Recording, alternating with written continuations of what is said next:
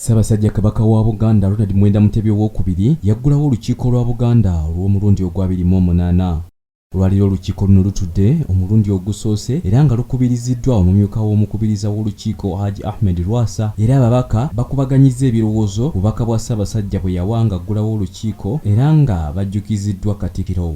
Ye Kamalabyonna wa Buganda Charles Peter Mayiga mu bubaka bwe essira asinze kulissa ku gavumenti eya wakati ekyalemedde okuzza ebintu bya Buganda byonna so nga Ssaabasajja ne Pulezidenti Museveni bassa omukono ku ndagaano ekakasa nti gavumenti yali yakubizza.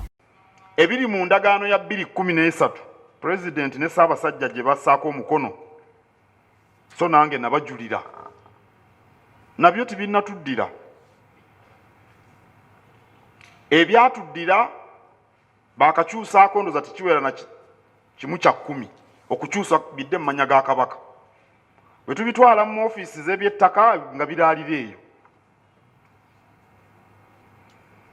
Mujjukira Pulezidenti yakyaliyako Kabaka mu 2019 mu Lubiri ebbanda yennyini mu bigambo bye n'agamba nti ebbanja eriweza obumbi 5 kubanga lyali likakasiddwa mu budde obwo yagala ligenda kusasulwa mu mwaka gw'ebyensimbi 2019-2020 ne 2020-2021.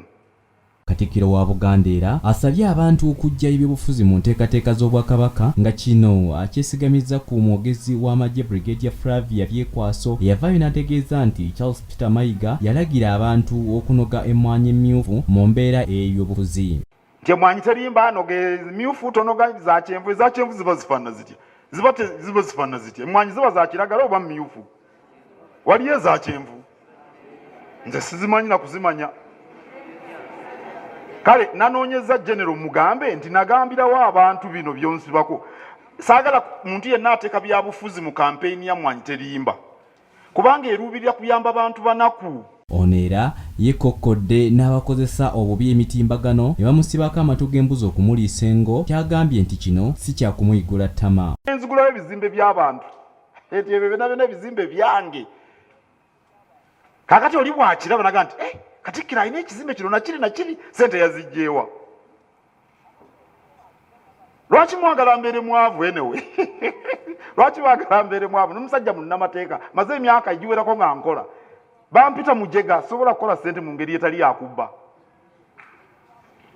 Wabula era Katikkiro yennyamidde olw'okutyoboola ennono okugenda mu maaso mu ggwanga naddala ku mikolo gy'okwanjula mu mbeera kyayise okwetiiyula okumaasa ensimbi n'ensonga endala nnyingi. Eri kintu kya nsonyi ng'omulenzi ayanjuddwa ku buko okuddawo okwetinkuula.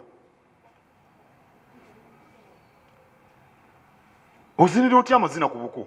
Okulaga essanyu kirungi naye noddawo okuzina amazina bakutende nti nno bamuyita batyo no babayita ni break dancer babayita baani nalaba omuko yeekolakula ebintuntu waliwo ate ekiswaza n'okusingawo babikopeyo Nigeria omuko ku buko kitaawe wa mukyala watudde wali nojjayo sente nojjayo bandaali ya sente notandika okuzimansa. Bo abamu ku bakiise balina bye boogedde ku nsonga ezirambuluddwa Katikkiro. Wansi ku masaza bwetaaga okwongera okutunulwamu ennyo. Ku mulundi guno twebaza abaatuvujjirira naye nga embeera yali nzibu naye nga byonna bidda kuwasaza. Ssebo Katikkiro njagala okwebaza okugya eddoboozi ly'aboogezi b'oku mikolo batusobeza naye nsaba tuveeyo n'etteeka erifuga abantu abo. Nze Musooka Rafat ne Maria Diana Namiro ku lwa STV Select Ey'enjawulo.